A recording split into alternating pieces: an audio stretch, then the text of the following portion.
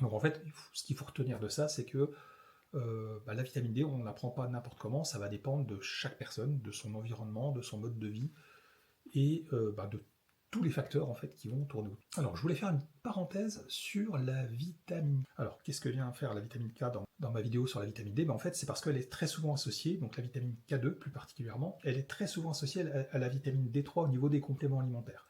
Parce que elle joue, elle a montré des effets anticancéreux, notamment au travers d'études in vitro, où elle a entraîné la destruction de cellules cancéreuses de différents types de cancers, du foie, leucémie, tube digestif, poumon, prostate, mais aussi elle favorise en fait elle facilite l'assimilation de la vitamine D3. Il y a d'autres études d'ailleurs qui ont montré que sur des personnes qui avaient de forts apports en vitamine K2, en fait il y avait une mortalité par cancer plus faible, notamment pour les cancers du poumon et de la prostate. Le problème, et c'est pour cela que je vous en parle, c'est que la vitamine K peut interférer avec certains médicaments, notamment les anticoagulants. En fait, il y a une certaine complexité dans les interactions entre la vitamine K et les traitements anticoagulants et les traitements contre le cancer, et puis avec le cancer en lui-même.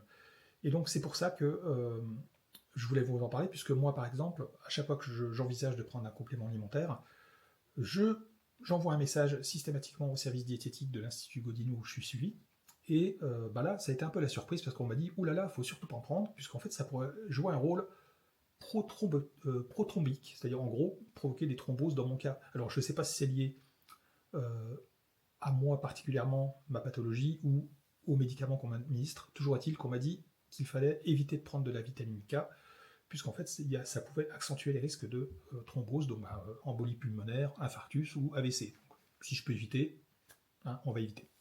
Voilà. Tout ça pour dire que, et ça sera ma conclusion, lorsque vous prenez des compléments alimentaires, toujours demandez l'avis médical de votre oncologue ou des professionnels de santé qui l'entourent pour vous assurer qu'il n'y a pas de problème dans la prise de tel ou tel complément alimentaire.